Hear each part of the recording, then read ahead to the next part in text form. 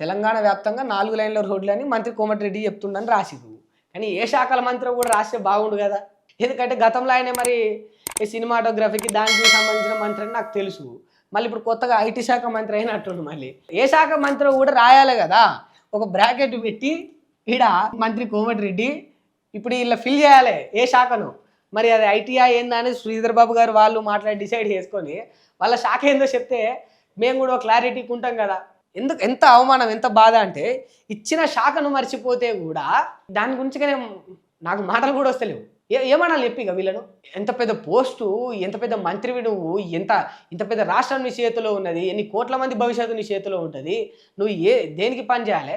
సరే మిస్టేక్లు జరుగుతాయి.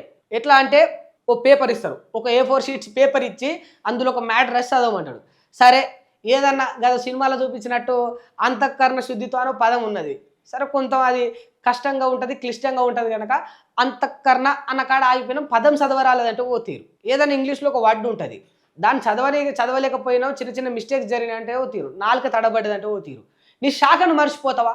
ఏ శాఖలో మంత్రిగా పనిచేస్తున్నా కూడా మర్చిపోయి అంత ధైర్యంగా ఎంత కాన్ఫిడెంట్గా చెప్పిండు చూడు. మళ్ళా ఐటీ శాఖ మంత్రి కానీ అది కూడా డైలమాలను ఏదో కూడా చెప్పలే. ఒక సెకండ్ నేనే అనుకున్నా వెంకటరెడ్డి గారు నిజంగా ఐటీ శాఖ మంత్రినేమో, నేనే దుద్దిల్ల శ్రీధర్ బాబు అని భ్రమపడినేమో అనుకున్నా. తర్వాత మళ్ళీ గూగుల్ చేసి చూస్తే కాదని చెప్పింది. అట్లుంది ఇక గసంటోళ్ళని చేసినాం మనం.